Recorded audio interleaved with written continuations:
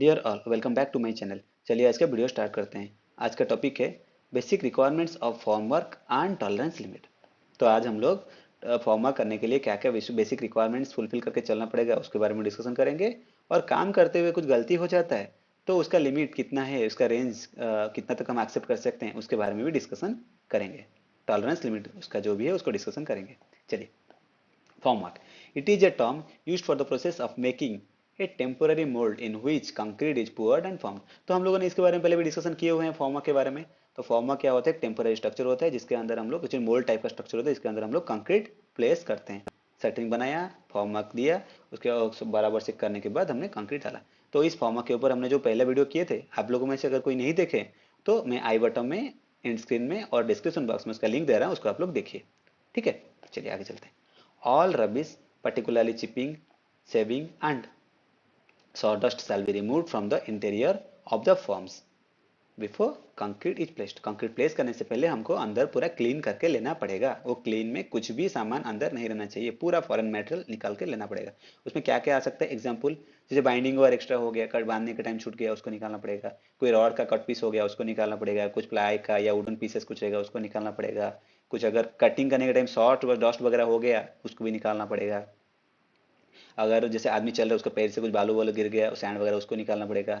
और फुटिंग है तो फुटिंग है तो नीचे नीचे नीचे अगर पानी वाले आ रहा होगा, बारिश का टाइम रहेगा तो उसके अंदर कुछ कीचड़ वगैरह रहेगा ना, स्लस वगैरह रहेगा, तो उसको निकालना पड़ेगा। तो टोटली हमको उसको क्लीन करना पड़ेगा। कोई भी स्ट्रक्चर है, फुटिंग रहे, कॉलम रहे, स्लैब रहे, जो भी रहे, उसको हमको क्लीन करना पड़ेगा। ओके, आगे चलते हैं। The face of formwork in contact with the concrete shall be cleaned and treated with formwork release agent. तो अभी हम लोग जो भी कंक्रीट का फेस रहेगा शटरिंग के साथ या फॉर्मवर्क के साथ कांटेक्ट में रहता है, जैसे ये वाला फुटिंग का साइड बोर्ड है तो उसका कांटेक्ट में रहता है, तो उसको लगाने से पहले हमको क्या करना पड़ेगा? पहले प्रॉपरली क्लीन करना पड़ेगा। क्लीन इन द सेंस क्या है? जब हम लोगों ने एक बार यूज किया, दोबारा खोल के यहाँ लेके आ रहे हैं, तो डेफिनेटली उसका जो कचरा रहेगा, स्लरी वगैरह रहेगा ना, पहले वाला कंक्रीट किए थे, तो उसको साफ करके बराबर से घिस के साफ करके फिर उसके ऊपर सेटरिंग ऑयल लगा के या फिर रिलीजिंग एजेंट लगा के, एक्चुअली रिलीजिंग एजेंट को हम लोग सेटरिंग ऑयल नाम पे जानते हैं साइड पे, तो वो ऑयल लगा के फिर उसको हम लोग लगाएंगे। ठीक है, आगे चलते हैं। For easy stripping, release agent should be applied so as to provide a thin uniform coating to the forms without coating the reinforcement. तो क्या है, हम लोग क्या दिखा रहे हैं यहाँ पे? बता रहे हैं कि हम लोग जो रिलीजिंग एजेंट लगा रहे हैं ना, वो क्या कर रहे हैं? यूनिफॉर्म कोटिंग करके लगा रहता है उसके ऊपर। तो यूनिफॉर्मली पूरा हर जगह होना चाहिए ताकि वो बराबर से हर जगह से निकल सके, चिपक के ना रहे कंक्रीट के साथ, तो बराबर स्ट्रिपिंग हो सके। इजी स्ट्रिपिंग दिया। तो स्ट्रिपिंग क्या है उसके बारे में हम लोगों ने पहले डिस्कशन किया हुआ था, जो डीसेंटरिंग करके टोटल निकालने को बोलते हैं स्ट्रिपिंग। तो स्ट्रिपिंग और स्ट्राइकिंग के ऊपर मैंने एक वीडियो बनाया हुआ है पहले, उसको आप लोग देखिए। उसका भी वही लिंक मैं डिस्क्रिप्शन बॉक्स में, आई बटन में और एंड स्क्रीन में देता हूँ, उसको भी देखिए। ठीक है, तो इजी स्ट्रिपिंग होने के लिए हमको बराबर से देना पड़ेगा। और सबसे बड़ी बात क्या है, जब हम लोग शटरिंग ऑयल लगाएंगे ना, उसको कभी भी रेनफोर्समेंट के ऊपर में अप्लाई नहीं होना चाहिए। वो ध्यान रखेंगे। अगर रेनफोर्समेंट में लग गया तो रेनफोर्समेंट और कंक्रीट के बीच में कुछ बॉन्डिंग बराबर से नहीं हो पाएगा, उसका हमको बराबर से ध्यान रखना पड़ेगा। आगे चलिए। The formwork shall be designed and constructed so as to remain sufficient rigid during the placing and compaction of concrete. जब कंक्रीट करते हैं और वाइब्रेशन करते हैं तो उसके ऊपर कुछ लोड पड़ता है ताकि वो दबाता है, बाहर की तरफ दबाव आता है। तो उतना प्रेशर में ये शटरिंग बोर्ड जो हमने लगाया, कॉलम में हो या फुटिंग में, जो भी स्ट्रक्चर हमने किया, स्लैब वगैरह में भी, वो शटरिंग इतना टाइट रहना चाहिए, इतना मतलब बोलते हैं सफिशियंट रिजिड रहना चाहिए ताकि वो बाहर ना जाए। अगर जाएगा तो बल्जिंग होगा, कंक्रीट का शेप जो हम लोग बनाए हुए तो शेप बराबर से जितना रिक्वायर्ड है वो नहीं आएगा। ठीक है, शेप नहीं आएगा, कंक्रीट वेस्टेज भी होगा, वो सबको हमको बराबर से देखना पड़ेगा ताकि सपोर्ट बराबर से दे पाएंगे। जैक वगैरह हुआ, टायरड वगैरह हुआ, रनर पीस वगैरह हुआ, जो भी हमारा सपोर्टिंग के लिए जो भी हमारा रहेगा, डिजाइन हम लोग लिया हुआ था कि ये होंगे, ड्राइंग में रहेगा, उसको हम लोग फॉलो करके चलेंगे। ठीक है, आगे चलते हैं। It shall be such as to provide loss of slurry from the concrete. और क्या करेंगे, जिस तरह से हम लोग प्रोवाइड करेंगे ना, सेटिंग वगैरह बनाएंगे ना, उसमें हमको इतना ध्यान रखना है कि कुछ गैप नहीं रहना चाहिए ताकि कंक्रीट होने के टाइम पे इसके अंदर से स्लरी लीकेज ना हो। स्लरी लीकेज होने के बाद में क्या होगा, फिर उसके लिए भी अलग से हमारा हानिकम वगैरह आएगा, स्ट्रक्चर को बहुत सारे इशू जाएगा। तो कंक्रीट प्लेसिंग हमारा सही से नहीं हो पाएगा। कंक्रीट प्लेसिंग को करने के टाइम किस तरह से प्रॉपर्ली करेंगे, उसके ऊपर भी हम लोगों ने एक वीडियो बनाया हुआ है। तो आप लोगों ने जो वीडियो नहीं देखे हैं वो भी, उसका भी लिंक मैं अभी आई बटन में और उसका डिस्क्रिप्शन बॉक्स में और एंड स्क्रीन में भी देता हूँ, उसको भी आप देखिए। कंक्रीट प्लेसिंग बराबर से कैसे करना है ताकि होल पैकिंग वगैरह सब करना पड़ेगा, तो स्लरी लीकेज इसमें से हमारा नहीं होगा। ठीक है, तो आगे चलते हैं।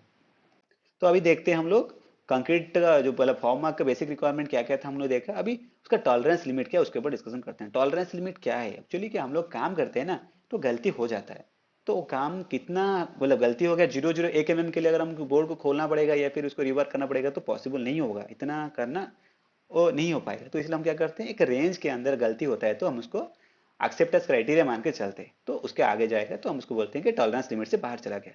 देखते हैं पहले कॉलम और बीम के लिए देखते हैं। Deviation from specified dimensions of cross section of column and beam, इसमें +12 mm -6 mm दिया हुआ है। तो +12 mm क्या है, जैसे कॉलम का एक ये वाला फोटो देखिए, कॉलम का ये टॉप इसका है ना क्रॉस सेक्शन है ना, कॉलम या फिर बीम का भी मान सकते हैं इसको, ठीक है, ये क्रॉस सेक्शन है। तो इसमें ये मान के चलो 500 mm है और ये 700 mm है। तो 500 mm है तो हमको प्लस में रहेगा तो 12 mm प्लस हो सकता है, 512 हो सकता है, लेकिन 513 भी नहीं हो सकता क्योंकि +12 उसका रेंज है। समझ में आ रहा है ना, जो थिकनेस उसका जो उसका डायमेंशन है उससे हम 12 mm प्लस करके जा सकते हैं, उसके आगे नहीं जा सकते।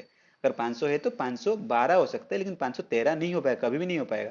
ये साइड अगर 700 mm है तो 700 mm से 12 mm ज्यादा हो सकता है, उसके आगे जी नहीं जाएगा। 712 होगा, पर 713 14 15 कुछ नहीं होगा, ओनली 712 तक ही जाएगा रेंज। 710 हो सकता है, 8 हो सकता है, लेकिन 712 के ऊपर नहीं जाएगा। ये ऊपर प्लस में हो गया। तो माइनस में क्या है, वैसे ही -6।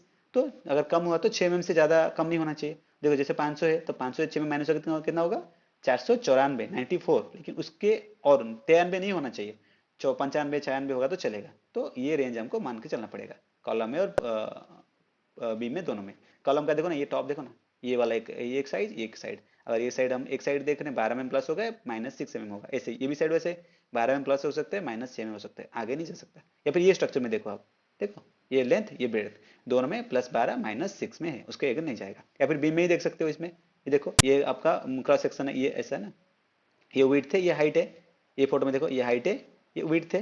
तो उस सब में एक ही फंडा है, जो हमारा क्रॉस सेक्शन है +12 -6 से आगे नहीं जाना चाहिए। चलिए अभी देखते हैं फुटिंग में।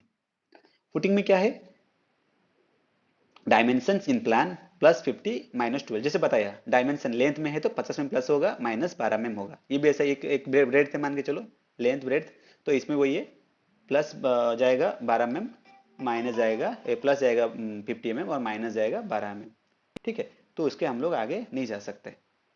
और एसेंट्रिसिटी, एसेंट्रिसिटी क्या होता है, कभी कभी हम पोजीशन में हमारा स्ट्रक्चर नहीं रहता है तो पोजीशन से कितना डेविएट हो उसका हमको देखना पड़ता है, अच्छे से उसके ऊपर हमको ध्यान देना पड़ता है, ये एक सबसे बड़ा फैक्टर है, उसको भी हमको ध्यान रखना पड़ता है।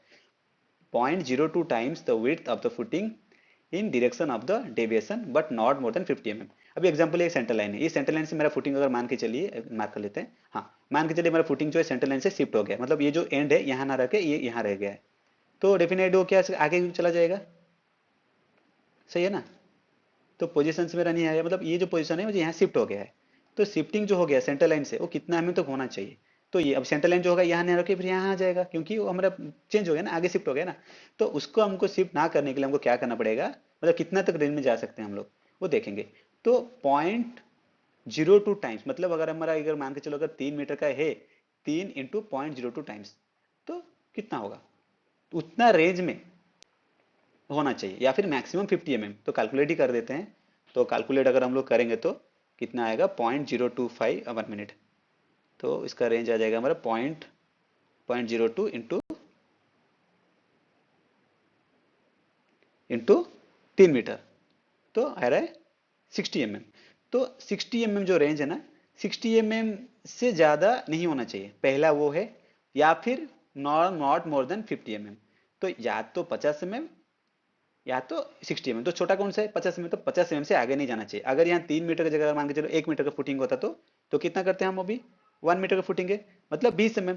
तो 20 mm या तो 50 mm, तो हमको क्या करना पड़ता है, 20 mm छोटा है तो 20 mm से आगे नहीं जाना चाहिए, तो हमको जो सबसे छोटा वाला उसको हमको देके चलना पड़ेगा, या तो 0.2 टाइम्स ऑफ द विड्थ और या तो 50 mm, ठीक है, उसके आगे हम नहीं जाना चाहिए।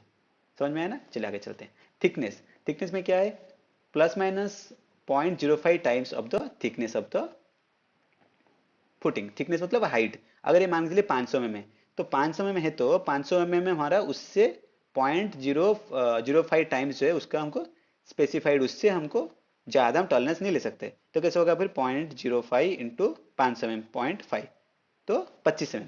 25 mm से जब कम या फिर ज़्यादा नहीं हो सकता, मतलब अगर 500 mm हुआ तो हमारा फुटिंग हुआ तो 475 या तो 525, उस दोनों से आगे नहीं जाना चाहिए। ठीक है, तो ये हमको ध्यान रखना है। तो हमको ये वाला पॉइंट दोबारा दोबारा देखिए, ध्यान से देखिए। जो हमारा सेंटर लाइन है ना, दोनों फेस में से फुटिंग अगर शिफ्ट होता है ना आगे, तो कितना तक शिफ्ट हो सकते हैं, कितना तक बैलेंस कर सकते हैं, वो सिर्फ हमारा मैक्सिमम 50 mm तक, या फिर जो उसका जो डायमेंशन है, वो जो साइज है, उस साइज का 0.025 जो है, 0.02 जो उसका टाइम से, उतने से आगे नहीं जाना चाहिए। जो सबसे कम रहेगा उतना करेंगे। अगर ये हमारा 0.02 रखेंगे तो 50 mm आ रहा है, तो 50 mm रहेगा, तो 50 दोनों है तो कोई दिक्कत नहीं। अगर वो 60 mm आता है और ये 50 में, तो 50 mm लेंगे। अगर वो 20 mm आता है, ये 50 है तो 20 mm लेंगे। जो कम रहेगा उतने से हम आगे नहीं जाएंगे। ठीक है।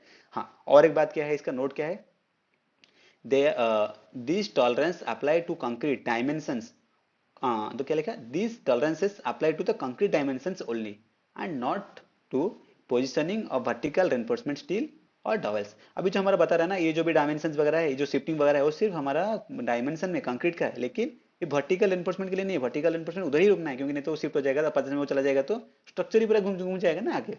तो कॉलम का वर्टिकल वगैरह वो नहीं जाना चाहिए। ठीक है, तो ये हमारा फुटिंग का डायमेंशन का मतलब वो शिफ्टिंग का था। ठीक है ना। तो फ्रेंड्स, आज आप लोग को कैसे वीडियो लगा, आप लोग डेफिनेटली से लाइक करिए। अगर अच्छा लगा तो लाइक करिए, अपने फ्रेंड्स को ज़्यादा शेयर करिए, ताकि सब लोग हम मिलकर उसको इम्प्रूव कर सकें अपना ये को। और आप सब्सक्राइब करके रखिए ताकि आगे वाला कोई वीडियो मिस ना हो। थैंक यू वेरी मच, मिलते हैं नेक्स्ट वीडियो में। Thank you.